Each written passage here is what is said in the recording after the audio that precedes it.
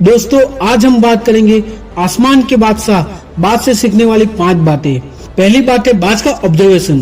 बाज का विजन बहुत ज्यादा स्ट्रॉन्ग होता है और क्लियर होता है।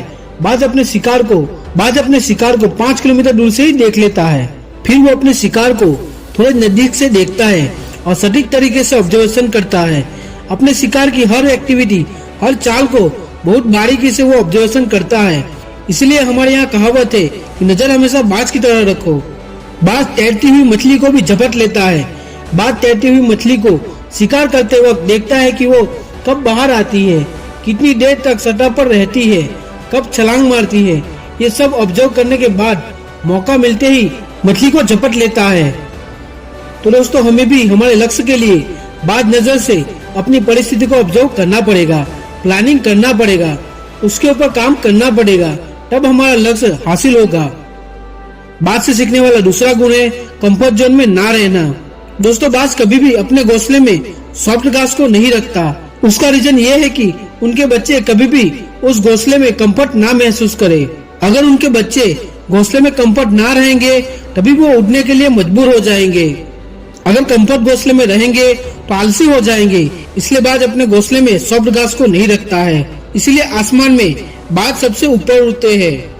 तो दोस्तों इसीलिए हमें भी अगर लक्ष्य को हासिल करना है तो अपने कंफर्ट जोन को छोड़ना होगा, तभी हम भी जीवन में एक ऊंची उड़ान भर पाएंगे।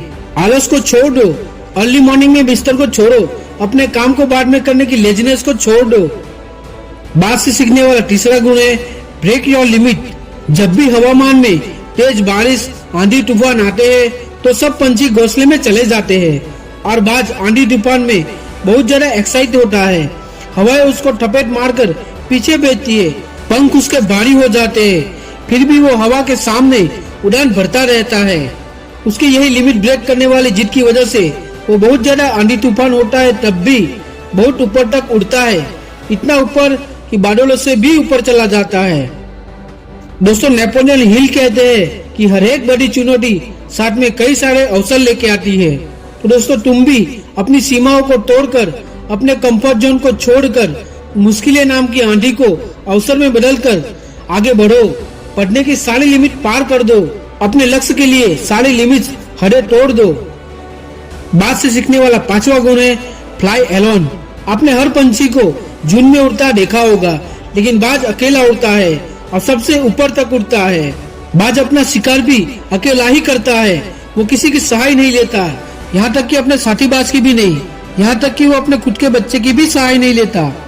हम भी अपने लक्ष्य के लिए बीच में आने वाली सारी मुसीबतों का सामना अकेले करें, एक दिन जीत हमारी होगी। बाज से सीखने वाला 5वां गुण है बाउंस बैक। 70 वर्ष बाज की एक एवरेज उम्र होती है, लेकिन 40 साल में चोंच बैंड हो जाती है। पैर के नाखून जिससे वो झपट मारता है वो भी टेढ़े मेढ़े हो जाते हैं। वो शिकार नहीं कर पाता है, पंख भारी हो जाते हैं और शरीर से चिपक जाते हैं। अब उसके पास 2 रास्ते रहते हैं, 40 साल की उम्र में मर जाए या अपने नाखून, चोंच और पंख को तोड़कर नया जीवन जिए। लेकिन बाज हमेशा सेकंड ऑप्शन चॉइस करता है। बाज उस वक्त अपने एरिया की सबसे ऊंची चोटी पर चला जाता है और वो 40 साल की उम्र में अपनी चोंच को एक बड़े से पत्थर पर मार मार कर तोड़ता है।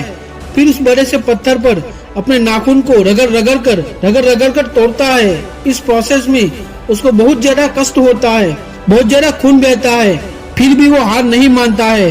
फिर उसको नई चोंच आती है, अपने पुराने पंखों को उखाड़ता है, भयंकर पीड़ा होती है, लेकिन वो अपने नए जीवन के लिए उस पीड़ा को सहता है। और इस 6 महीने की प्रोसेस के बाद बात पहले से भी खतरनाक बनकर नई ऊर्जा के साथ बाउंस बैक करता है।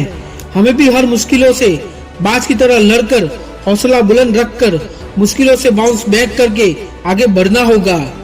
तो दोस्तों आप भी बाज से ये 5 गुण सीखकर अपने जीवन में कंफर्ट जोन को छोड़ो और बाउंस बैक करो, अपने लक्ष्य को हासिल करो और आगे बढ़ो। ऐसी शुभकामना।